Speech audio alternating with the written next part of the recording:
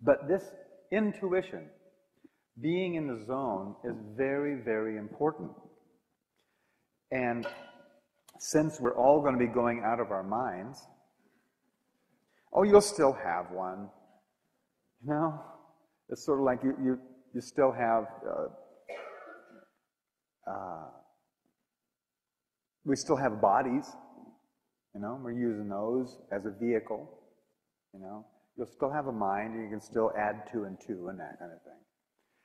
But when it comes down to dealing with changes and the amount of rapid change that's coming, this is the only thing that will work.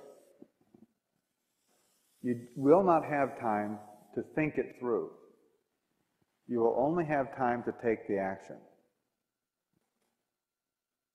And when you're thinking, when you're using the mind, what's also in there is all the fears, doubts, worry. Okay? Big clue. How do you know it's your intuition and not your mind?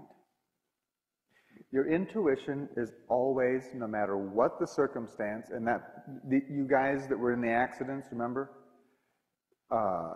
When you were engaged in your intuition, there was no fear. There was a calm certainty, a knowing of what to do.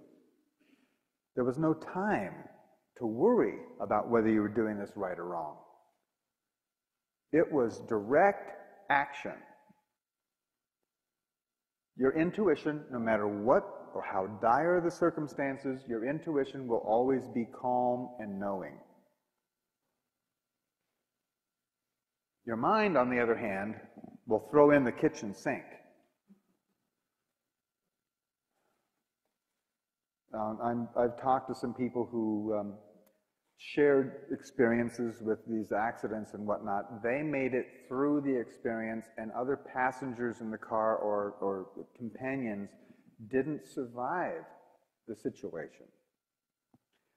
And these people knew exactly why they didn't survive. The passengers didn't survive, and they did. It was because they personally stayed right there in the moment, while the passenger was going, "Oh, no, I'm denying this is happening at all."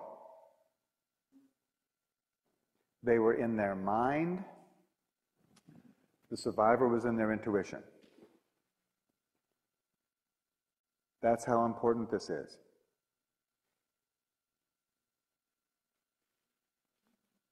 9/11 is a big topic. 9/11, who survived, who didn't? The people who followed their intuition and went fishing that morning, instead of to work, survived. The people who got down out of the buildings when the first plane hit, and including in the second tower, the people who got out of the buildings, followed their intuition, took a break, went home, they survived. The people who got out of the buildings then heard the all clear, and their boss reminding them that they had customers on the West Coast that they should be selling stuff to, and then got back in the elevators and went back up into the buildings, didn't survive. What was the difference? The guys that went back up in the building had a reason.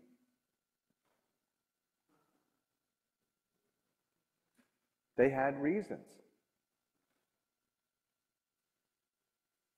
for going back in the building. I got to make my mortgage payment. You know, the kids got to go to summer school. They had reasons. I would get fired if I didn't go back. They had reasons, and they were in their mind rather than following their intuition. Just some examples.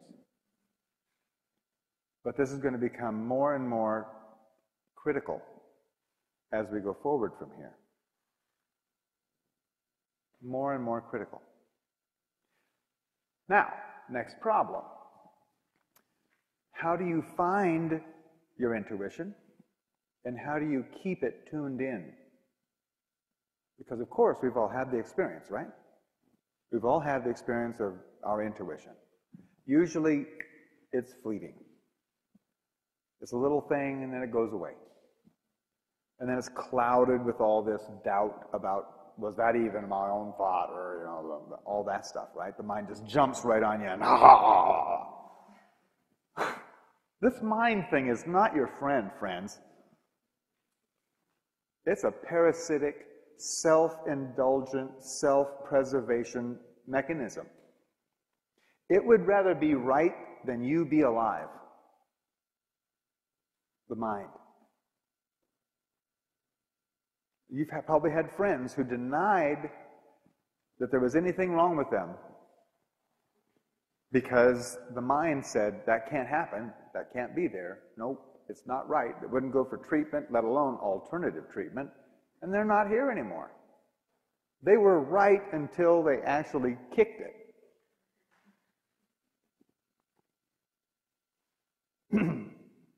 This is not a fairy tale. I mean, the mind would rather be right than a lot of people than be alive. So, getting a good grip on this thing is really important.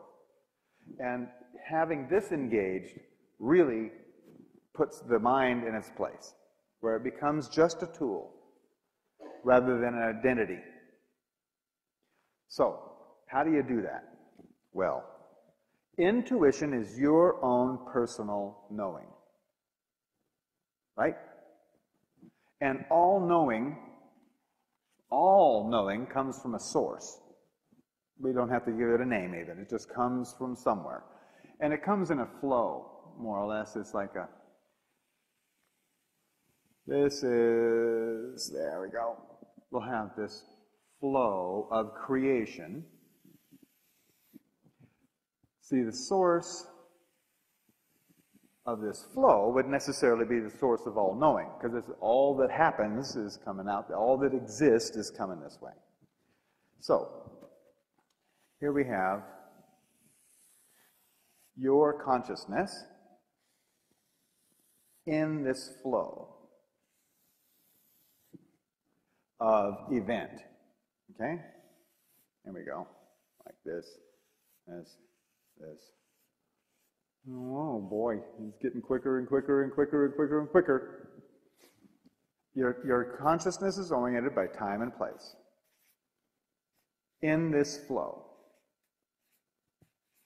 Have you noticed that when you have an intuitive moment, it seems like time doesn't go by at all?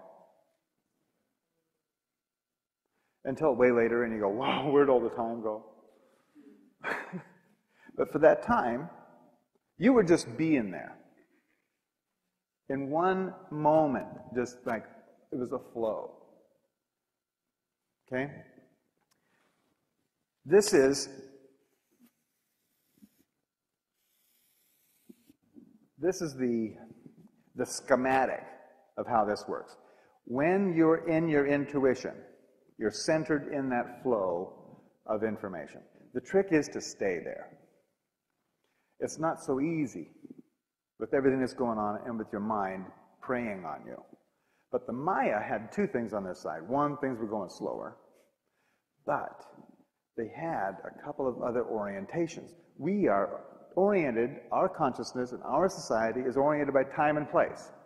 Time and place, time and place. Physical, physical, physical, physical. The Maya had some more help.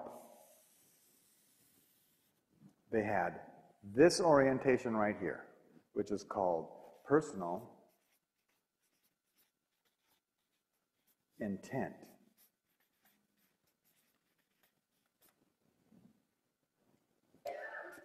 One through 13.